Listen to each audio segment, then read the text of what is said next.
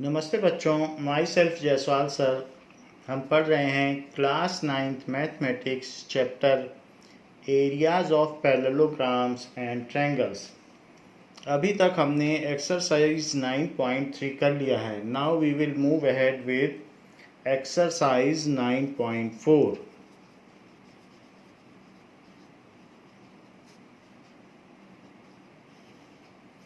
First question says that parallelogram ABCD and rectangle ABEF, ऐसा कहा गया है। दो चीज़ें कही गई हैं, एक तो रेक्टेंगल है ABEF, फिगर नहीं दिया है, सो ABEF, और दूसरा है parallelogram ABCD। They are on same base and between same parallels. तो ये है पैरेललोग्राम और ये रेक्टेंगल है, ये पूरा रेक्टेंगल। तो given parallelogram ABCD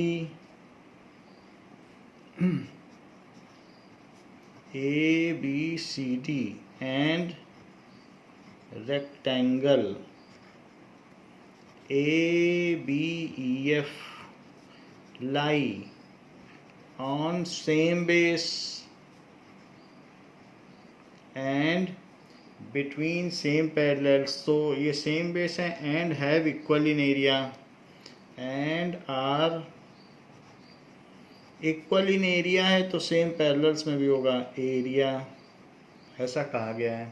So that the perimeter of parallelogram is greater than that of rectangle. हमें शो क्या करना है, प्रूफ क्या करना है कि पेरीमीटर ABCD, एरिया भले ही इनके इक्वल क्यों ना हो, लेकिन जो पेरीमीटर ABCD है वो ग्रेटर होगा। पेरीमीटर ABEF के this we have to prove। now अब देखें ट्रायंगल AFD में, इन ट्रायंगल AFD, तो AFD में F 90 है, angle F is equals to 90 degree. तो जो कि लार्जेस्ट है, हमने पीछे भी देखा है कि किसी भी राइट एंगल ट्रायंगल में 90 डिग्री लार्जेस्ट होता है और बाकी इन दोनों का सम 90 होगा। तो ये भी 90 से छोटा होगा, ये भी 90 से, मान लो ये 60 होगा तो 30। तो लार्जेस्ट एंगल के सामने वाली साइड भी लार्जेस्ट होती है। So angle F is 90 degree. So इसलिए ये कहा जा सकता है कि DA is greater than FA। ऐसा क्यों कह रहा हूँ, क्योंकि FA किसके सामने की साइड है, FA है D के सामने की side. So F is 90 degree further, जो एंगल F है वो ग्रेटर देन एंगल D होगा। ऐसा होगा ही, क्योंकि राइट एंगल ट्रायंगल में 90 डिग्री लार्जेस्ट होता है, तो ये चीज़ 90 है। तो ये तो 90 नहीं हो सकता है कि ये 90 या 90 से बड़ा हो जाए फिर ये भी कुछ हो जाए, तब तो एंगल सम प्रॉपर्टी ही नहीं हो पाएगी, क्योंकि टोटल तो 180 है, 90 तो इसी ने ले लिया, तो बचा जो 90 है वो इन दोनों में बंटवारा होगा। इसलिए ये सब छोटे छोटे एंगल हैं। तो F एंगल लार्जेस्ट है, तो उसके सामने की साइड कौन सी है बताओ, DA, और वो किससे बड़ी होगी, दैट इज एंगल D के सामने की साइड F है। So side opposite to largest angle is longest। side opposite to largest angle is longest। अगर ऐसा कुछ आप ना भी लिखना चाहें तो लिख सकते हैं, in right triangle hypotenuse is the largest side. बिना किसी क्लैरिफिकेशन के इतना लिखने के बाद ऐसा लिख सकते हैं। तो DA is the largest side because it is hypotenuse, तो भी बात बन जाएगी। अच्छा, अब जरा देखो, ये तो DA हो गया। अब इन दोनों ही तरफ AB जोड़ दो, ए बी ऐड कर दो। मान लीजिए 7 इज़ ग्रेटर देन 5 और दोनों तरफ 2 जोड़ दिया जाए तो उससे इनइक्वलिटी पे कोई फ़र्क नहीं पड़ता, क्योंकि ये 9 हो जाएगा, ये 7। Inequality holds good if equals are added to both side. तो इसलिए add A B to both side. तो अगर हम ऐसा करेंगे तो D A plus A B is greater than F A plus A B. अगर एक अमीर है और एक गरीब है तो अमीर को भी 10 रुपये दे दो, गरीब को भी 10 रुपये दे दो, तो अमीर तब भी अमीर ही रहेगा। तो ऐसा हमने कर दिया है। यदि अमीर की रकम, जो अमीर के पास पैसा है, उसे आप डबल कर दो तो भी अमीर अमीर रहेगा। जिसकी ओर दरवाज़ा खुलता है वो अमीर है, जिसकी ओर दरवाज़ा बंद है वो गरीब है। So if U double multiply कर दो, दोनों का पैसा अगर लक्ष्मी जी आ जाए डबल कर दें तो ये अमीर ही अमीर तब भी रहेगा, गरीब तो गरीब ही रहेगा। इसलिए multiplying by 2 on both side, by 2 on both sides. तो क्या होगा, 2 से मल्टीप्लाई करने पर देखिए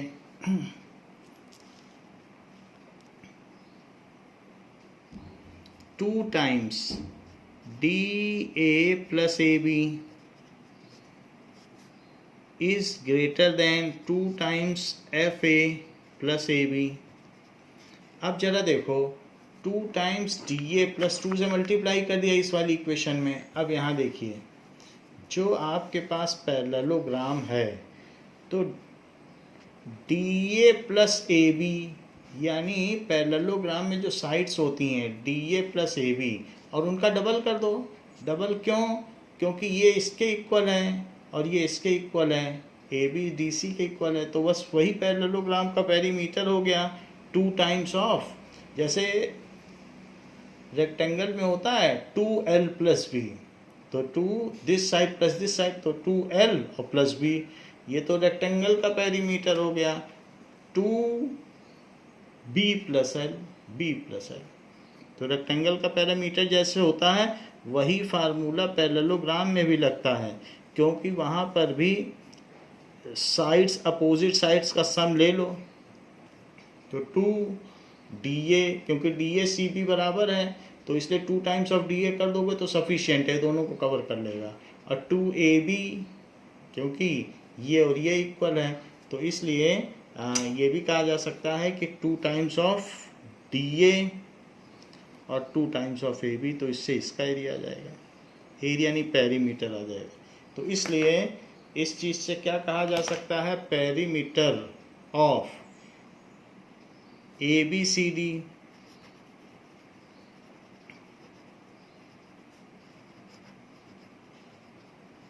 is greater than perimeter of ABEF, ABEF। तो ये चीज़ प्रूव करनी थी जो कि प्रूव हो चुकी है, हैंस प्रूव्ड। नेक्स्ट क्वेश्चन देखिए, क्वेश्चन नंबर में कहा गया है, नेक्स्ट क्वेश्चन में, कि किसी भी एक ट्रायंगल में एक आपको ए बी सी ट्रायंगल दिया हुआ है, तो उसमें ए बी सी ट्रायंगल में बेस को ट्राइसेक्ट किया गया है, 3 इक्वल पार्ट्स में डिवाइड किया गया है, और फिर इससे ए को मिला दिया गया है। ये सब इक्वल है, ये इसके इक्वल, ये इसके इक्वल, तो इसे डी और ई कहा गया है, डी और ई। ये फिगर दिया हुआ है, तो गिवन क्या है, ट्रायंगल ए बी सी और B D is equals to D E is equals to E C. और आपको प्रूव क्या करना है, प्रूव करना है area A B D, A B D is equals to area ADE is equals to area AEC, area AEC, ये चीज़ आपको prove करनी है। इसका प्रूफ 2 लाइन का है, तो प्रूफ देखिए। प्रूफ में in triangle ABE, in triangle ABE, सिर्फ ABE लो, ABE इतना ही लेना। इसमें AD इज मीडियन, क्यों? क्योंकि ये दोनों इक्वली डिवाइड हो रहे हैं, तो AD इज मीडियन। तो median divides triangle into 2 equal area, as median divides triangle into 2 equal area,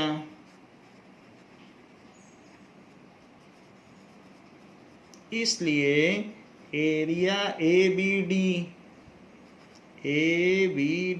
is equals to area ADE,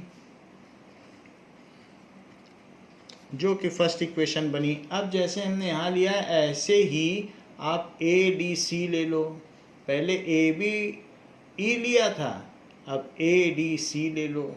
so in triangle ADC ले लीजिए। तो हमने दो ट्रायंगल लिए, पहले ये वाला लिया, फिर इसमें हमने देखा कि क्या है मीडियन, अब दूसरी बार में हमने ये वाला लिया है। इसमें भी वही बात है, इसमें भी AE मीडियन है। क्यों मीडियन है? क्योंकि DE is equals to EC, इसलिए AE मीडियन है। ये सभी तो इक्वल हैं, ट्राई सेक्शन है, तो इसलिए AE इज मीडियन। तो ऊपर तो आप क्लैरिफाई कर ही चुके हैं कि median divides triangle into equal area. So area ADE is equals to area ADE का एरिया अब AEC के इक्वल होगा। AEC ये सेकंड इक्वेशन है। तो पहले देखा था ये एरिया इसके इक्वल, अब देखा ये एरिया इसके इक्वल, तो ये इसके इक्वल और ये इसके इक्वल, तो तीनों तो इक्वल हो गए। सो फ्रॉम मीरा की एज राधा के इक्वल, राधा की एज श्यामा के इक्वल, तो तीनों की एज इक्वल हो गई। Area ABD is equals to area ADE, area ADE, further area ADE किसके इक्वल है? AEC। इस तरीके से ये तीनों एरियाज आपस में इक्वल हो गए। अब देखिए क्वेश्चन नंबर 3 में क्या कहा गया है। Now the figure has been given कि ABCD एक पैरेललोग्राम है। ऐसा दिया गया है कि ABCD एक पैरेललोग्राम है, तो इसे आप बना लें। सो ABC एंड D ये पैरेललोग्राम है। एक और भी चीज़ दी गई है, DCFE भी पैरेललोग्राम है, तो DCFE भी पैरेललोग्राम है। ये फिगर दिया हुआ है, तो DCFE भी पैरेललोग्राम है। एक और भी बात कही गई है, ABFE भी पैरेललोग्राम है। AB से F को मिलाओ और यहाँ भी E, तो ये भी एक पैरेललोग्राम है। ABFE 3 पैरेललोग्राम है, तो इसे हम लिख लें, ये गिवन है। ABCD DCFE and ABFE are parallelograms. ये सारी बातें दी गई हैं। तो आपको शो क्या करना है? To show area ADE is equals to area BCF। ये ADE है, इसका एरिया और इसका एरिया, ये दोनों इक्वल होंगे। दो ट्रायंगल बन रहे हैं तो दोनों का एरिया इक्वल करना है। Area ADE is equals to area BCF। Area ADE और BCF, इनका एरिया आपको इक्वल करना है। नाउ देखिए, in triangle ADE and triangle BCF, तो दो लाइन का इसका प्रूफ है। AD is equals to BC, ये दोनों क्यों इक्वल हैं? क्योंकि opposite sides of parallelogram ABCD, opposite sides of parallelogram ABCD, तो इसका जो AD है वो BC के इक्वल हो गया। तो DE किसके इक्वल होगा? BF के। क्यों इक्वल होगा? तो DE इक्वल टू CF के क्यों इक्वल होगा? इसी ट्रायंगल की बात कर रहा हूँ और इसी ट्रायंगल की। So DE is equal to CF, ऐसा इसलिए होगा क्योंकि opposite sides of parallelogram DCFE और AE BF के क्यों इक्वल होगा? AE is equals to BF, ऐसा इसलिए होगा क्योंकि opposite sides of parallelogram ABFE। तो ये तीनों अलग अलग पैरेललोग्राम की साइड हैं, इसलिए ये वाला जो साइड है वो इस वाले साइड के इक्वल होगा। तो आपने देखा इस ट्रायंगल के तीनों साइड इसके तीनों साइड के इक्वल हो गए हैं। So by triple S congruency criteria, by triple S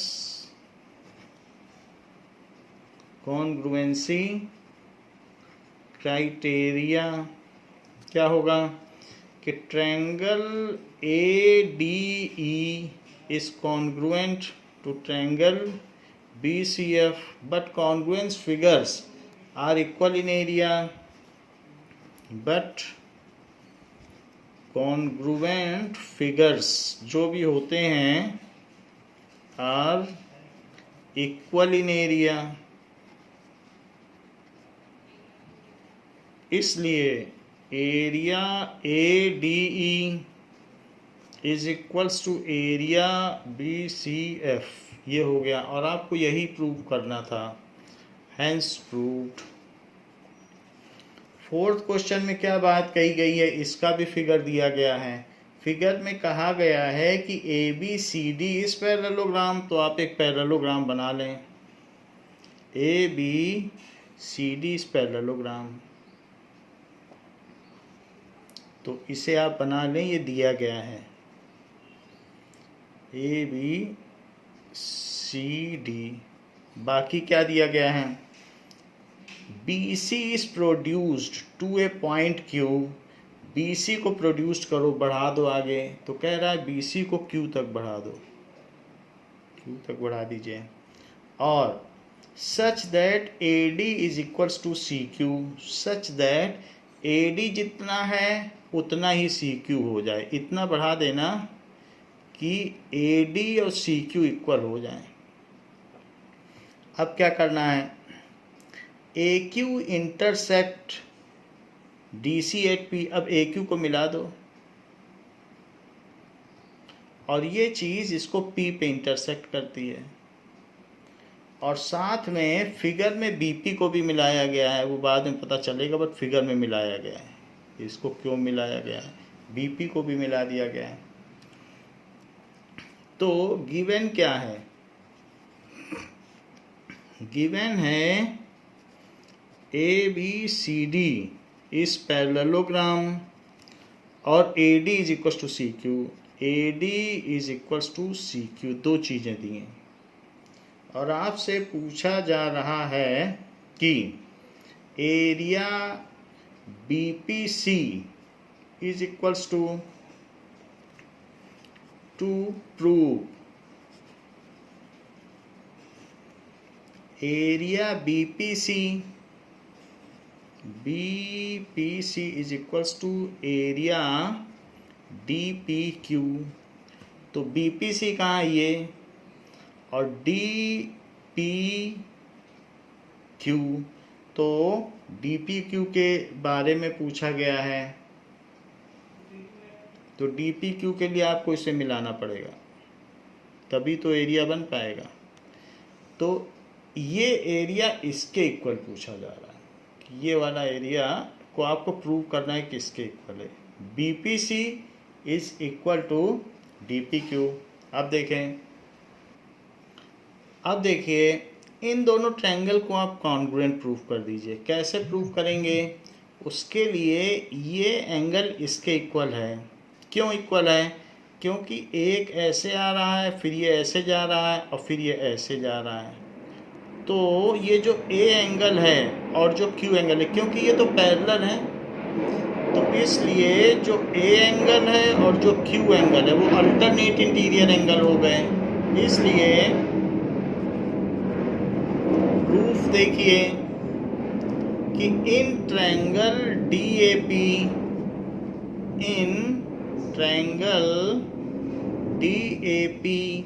and triangle CQP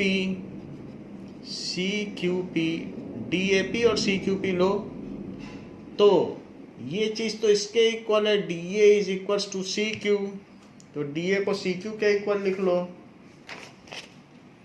DA is equals to CQ। Now DA is equals to CQ क्यों है, DA is equals to CQ, ये given है, तो ये हमको गिवन ही था। और DAP is equals to CQP, DAP CQP ये क्यों है, क्योंकि अल्टरनेट इंटीरियर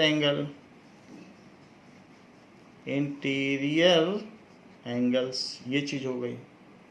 और तीसरी चीज़ और है, एक यहाँ पर वर्टिकली अपोजिट एंगल है, ये लाइन और ये लाइन कट कर रही हैं, ये लाइन और ये लाइन, तो जब दो लाइन एक दूसरे को कट करती हैं, ऐसे ऐसे कट कर रही हैं, तो ये एंगल और ये एंगल इक्वल होते हैं, तो ये वर्टिकली अपोजिट एंगल हैं।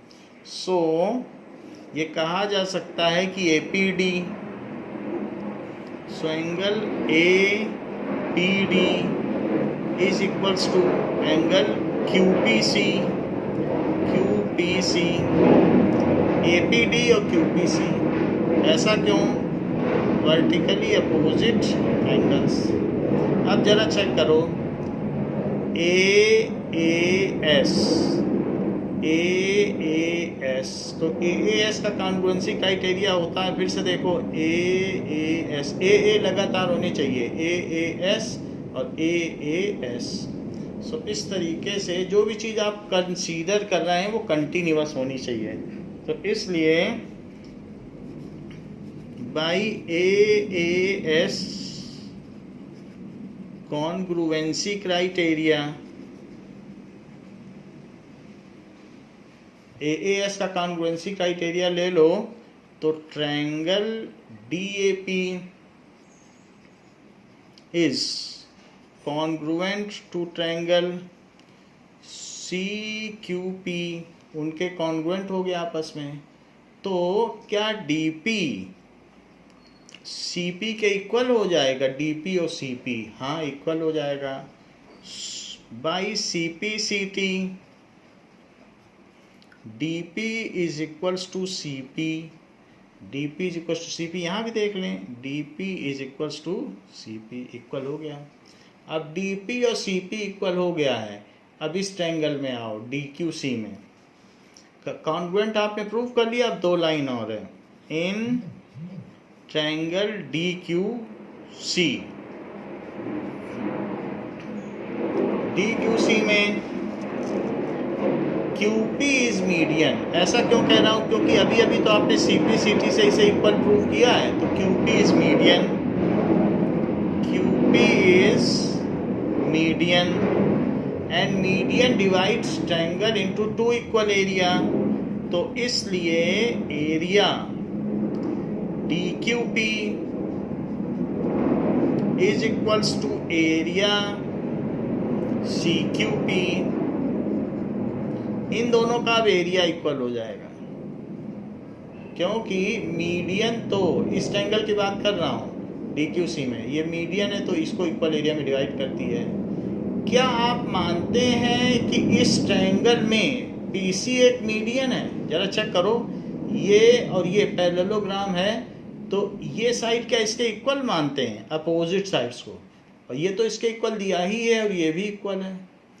तो आप ये कह सकते हैं कि फर्दर, इसे इक्वेशन 1 डाल दें, further BC is equals to AD, BC is equals to AD, why opposite sides of parallelogram and CQ is equals to AD, CQ is equals to AD क्यों हुआ? That is given, ये तो इसके equal दिया ही था और ये इसके इक्वल होगा ही क्योंकि अपोजिट साइड्स है। तो जरा इन दोनों को कंपेयर तो करो, तो BC CQ इक्वल हो जाएगा, देख लो BC और CQ।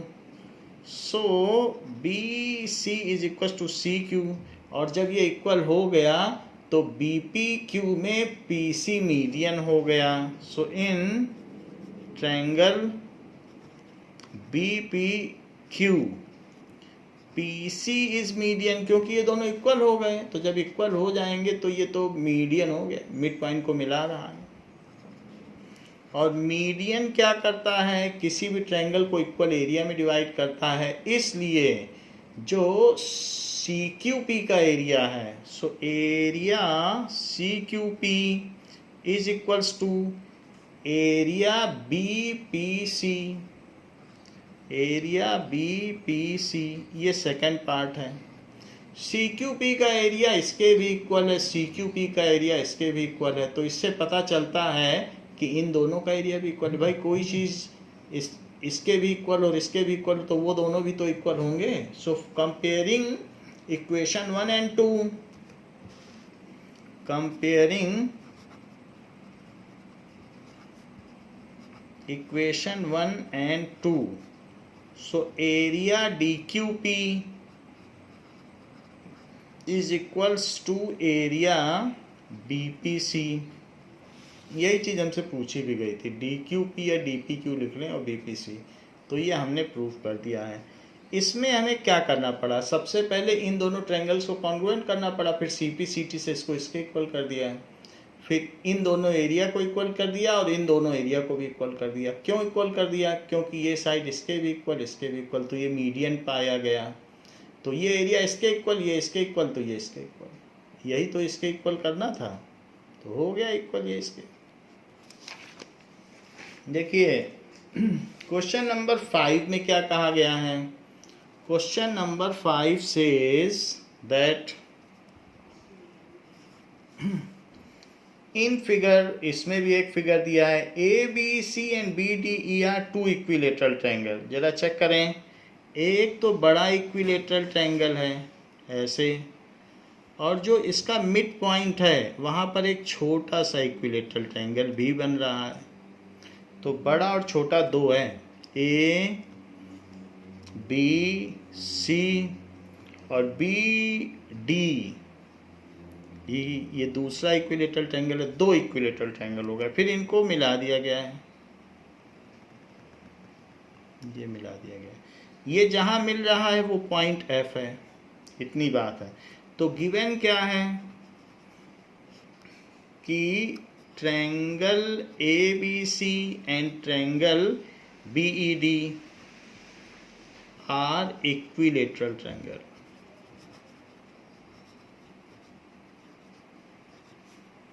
Triangle C equilateral triangle है, D इसका मिड पॉइंट है, यानी BD is equals to DC, BD is equals to DC, D mid point है। अगर AE इंटरसेक्ट इसको F पे करता है तो आपको कुछ चीज़ें प्रूव करनी हैं। सो फर्स्ट क्या प्रूव करना है? Area BDE area BDE is equals to 1/4 of area ABC। पहली चीज प्रूव करें।